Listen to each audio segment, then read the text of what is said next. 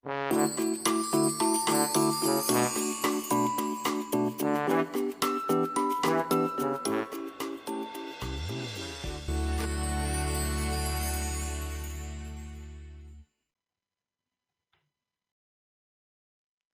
Sobat Gen, bertemu lagi dengan Gen Sukses Media. Di kesempatan kali ini kita akan melanjutkan bahasan kita mengenai soal-soal yang berhubungan dengan ruang lingkup biologi bagian kedua, yaitu berhubungan dengan cabang-cabang ilmu biologi. Dan di bahasan kali ini juga kembali diutamakan untuk soal-soal atau pertanyaan yang sering kalian jumpai pada ulangan ataupun ujian materi ruang lingkup biologi saat di sekolah. Seperti apa soal dan pembahasan praktisnya? Simak baik-baik ya, sahabat Gen.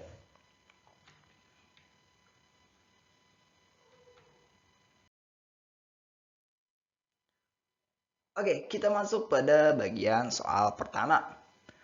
Pengetahuan khusus yang mempelajari segala proses atau kegiatan yang berlangsung dalam tubuh adalah, di sini ada 5 cabang ilmu pengetahuan dari biologi, yaitu ada morfologi, reproduksi, fisiologi, anatomi, dan metabolisme. Oke, masuk ke pembahasan. Di sini ada yang penting untuk kalian ketahui ya, yaitu antara 3 ilmu pengetahuan utama atau yang menjadi cabang ilmu biologi, yaitu morfologi, fisiologi, dan anatomi. Untuk reproduksi dan metabolisme, saya kira sahabat Gen pasti tahulah gambaran dari perbedaannya. Oke, untuk morfologi, fisiologi, anatomi ini memiliki arti yang berbeda. Morfologi yaitu ilmu yang mempelajari tentang bentuk dan susunan tubuh makhluk hidup. Kemudian anatomi mempelajari tentang susunan bagian dalam tubuh makhluk hidup. Adapun fisiologi mempelajari tentang segala proses atau kegiatan yang berlangsung dalam tubuh makhluk hidup.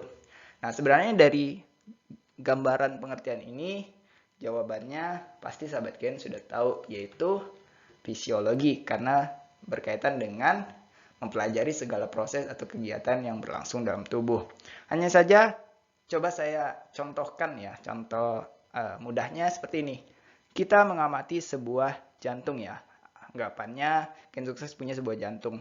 Nah, jika diamati dari luar, maka bisa dikatakan kita mengamati yang namanya morfologinya secara morfologi. Adapun jika kita bedah jantung tersebut, kemudian ya mengamati jaringannya, susunan dari jantung tersebut, maka kita mengamatinya secara anatomi, yaitu bagian struktur yang menyusun jantung tersebut. Adapun fisiologi berarti kita mempelajari tentang fungsi-fungsi dari jantung itu sendiri ya. Nah, itu contoh sederhananya. Oke, jawabannya fisiologi. Kita lanjut pada soal berikutnya. Soal nomor 2. Banyak anak-anak yang terkena wabah penyakit campak.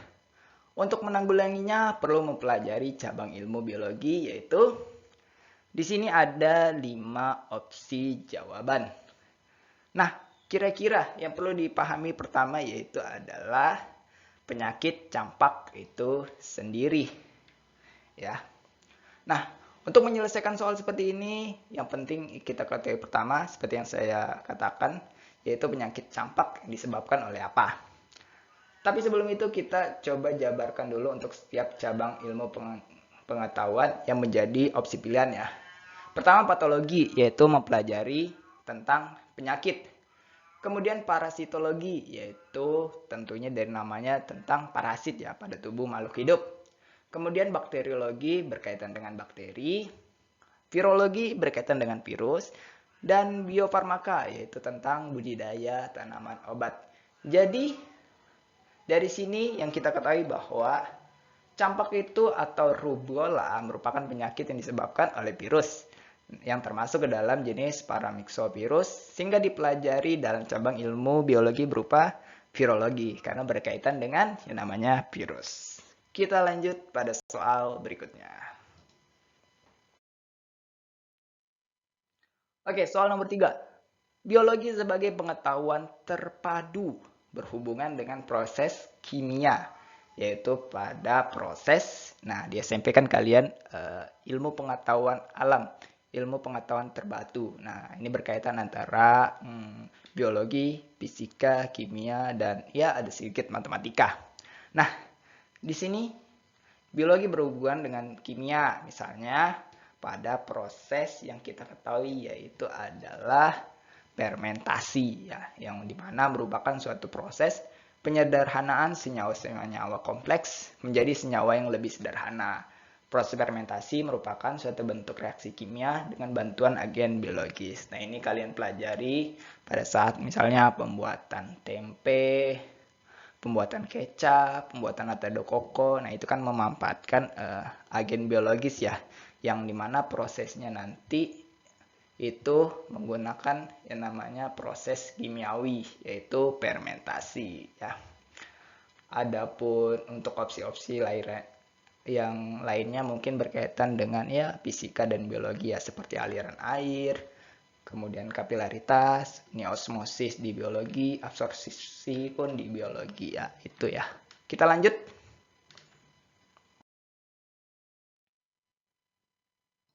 Nomor 4. Cabang ilmu biologi yang mempelajari tentang hubungan timbal balik antara makhluk hidup dengan lingkungannya adalah, nah ini berkaitan dengan cabang biologi lagi, dan ini ada opsi pilihannya, ini berkaitan dengan semua ilmu pengetahuan ya, yaitu bentuk-bentuk cabangnya kecuali yang ekosistem. Ya, ini bukan ilmu pengetahuan ya.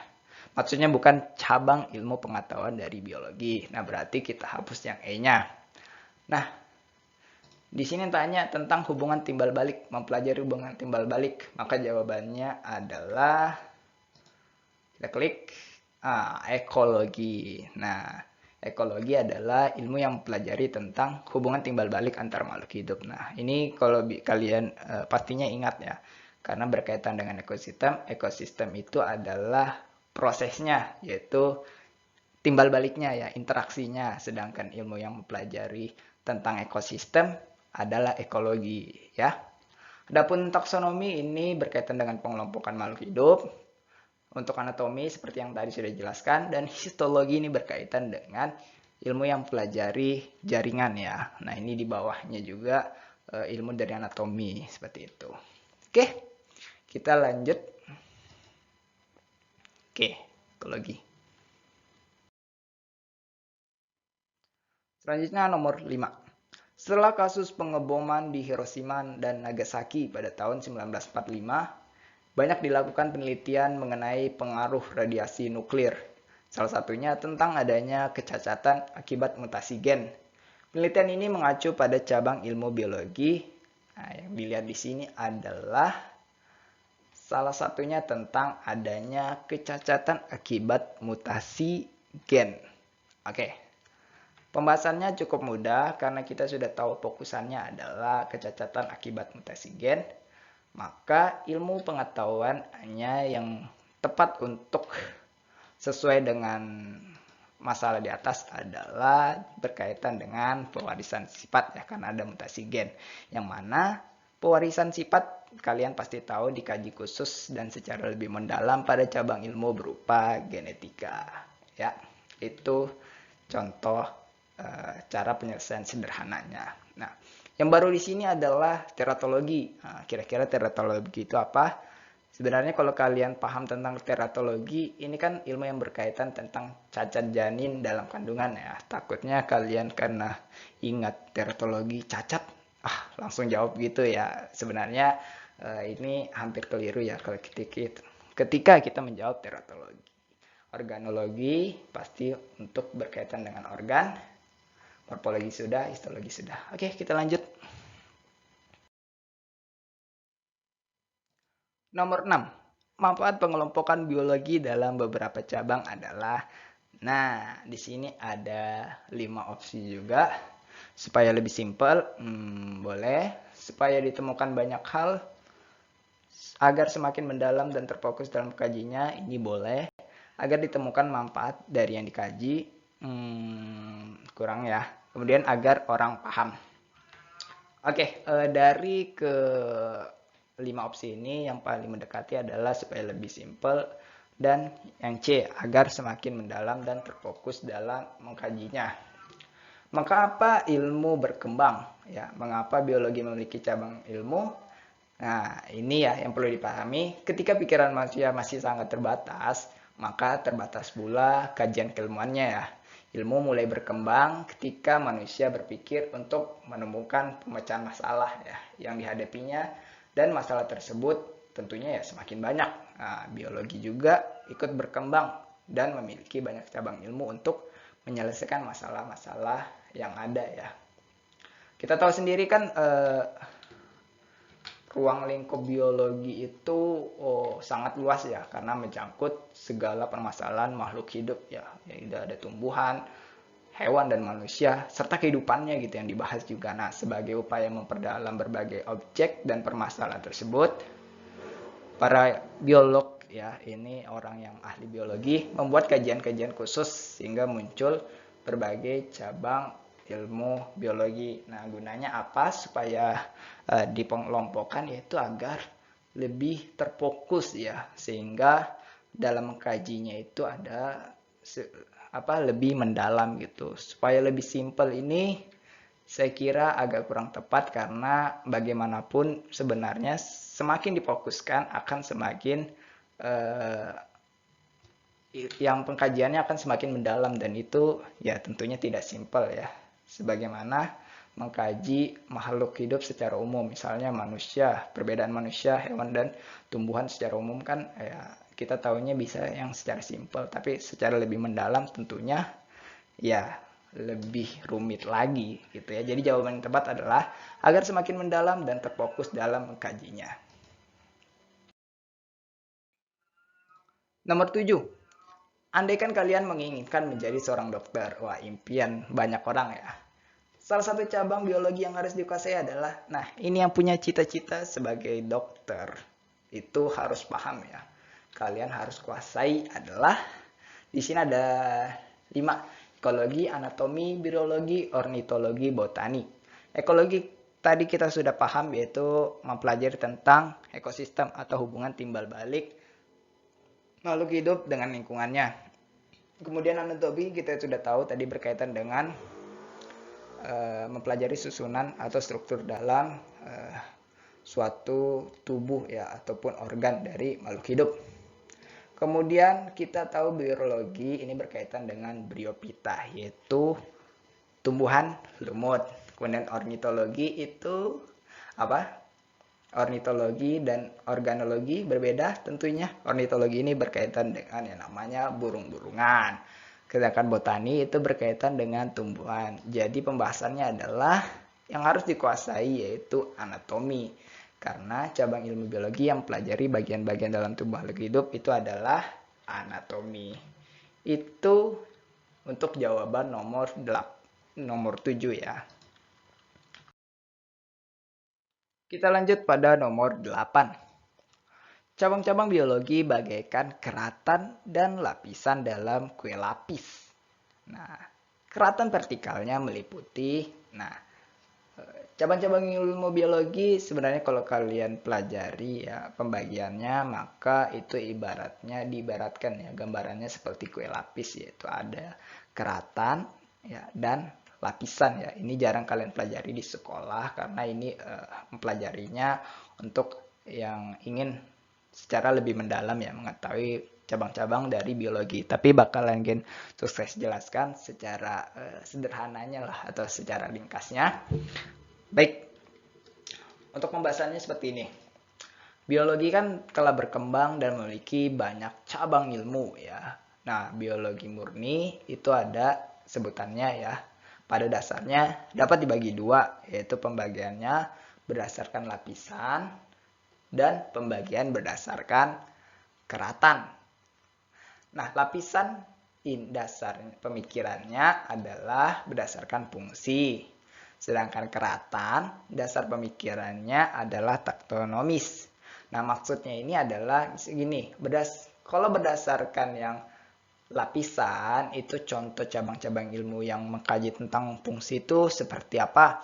Nih, seperti ekologi, morfologi, anatomi, fisiologi, sitologi, histologi, itu yang mengkaji tentang ya struktur-struktur dari ya makhluk hidup itu sendiri lah ya, kayak fungsi-fungsi tubuh mereka, kemudian susunan tubuh mereka itu secara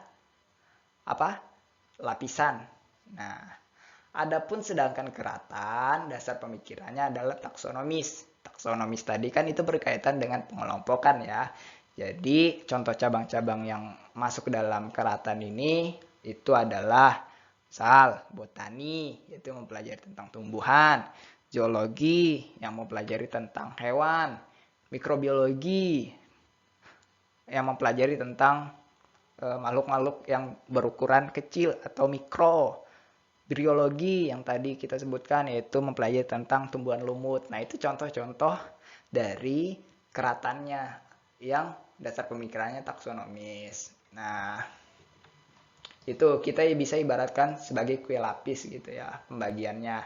Jadi keratan tadi yang vertikal menggambarkan berbagai cabang ilmu biologi berdasarkan kelompok makhluk hidup atau taksonomisnya yang dikaji.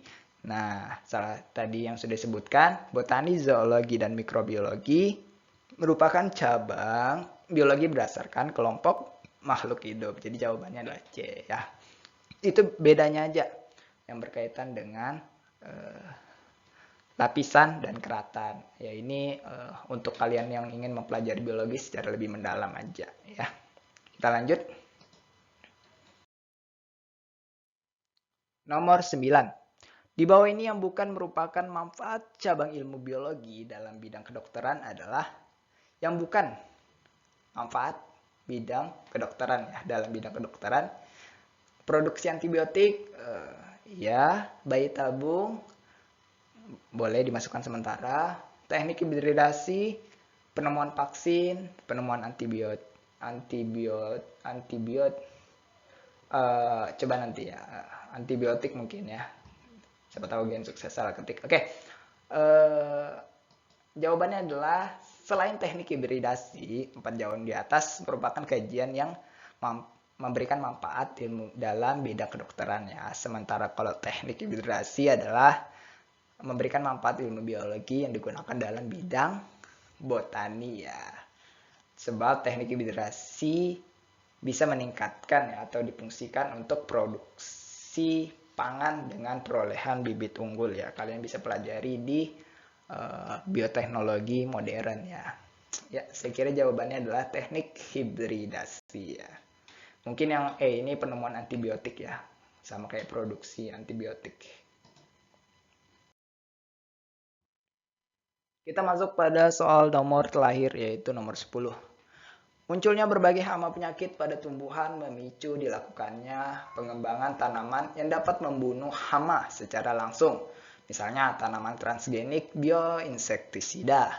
Bidang biologi yang sesuai untuk mengembangkan tanaman tersebut adalah bidang biologi untuk mengembangkan tanaman transgenik bioinsektisida. Oke.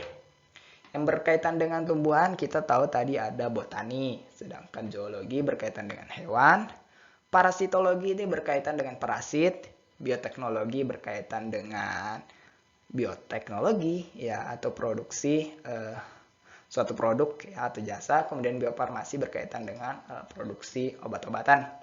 Jadi yang kita ketahui adalah tanaman transgenik bioinsektisida merupakan tanaman yang diperoleh dengan memanfaatkan teknik DNA rekombinan. Nah, DNA rekombinan ini merupakan teknik mengubah susunan DNA suatu organisme dengan cara menyisipkan gen asing ke organisme tersebut sehingga diperoleh sifat yang tidak dimiliki sebelumnya atau ibaratnya punya sifat baru. Nah, kalian pasti tidak asing ya dengan DNA rekombinan ini kalau kalian yang kelas 3 karena dipelajari secara lebih mendalam pada bioteknologi, khususnya berkaitan dengan bioteknologi modern ya, karena berupaya untuk menghasilkan yang namanya produk ya dengan memanfaatkan makhluk hidup yang termasuk dalam kajian bioteknologi. Oke, semoga bermanfaat untuk yang nomor 10 ini.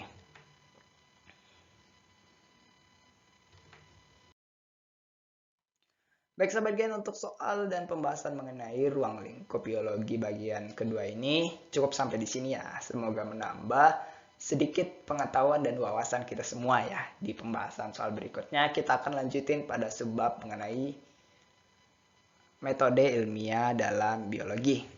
Oke sahabat Gen, terima kasih karena telah menonton video ini. Sampai jumpa pada video berikutnya. Terima kasih dan tetap semangat belajar.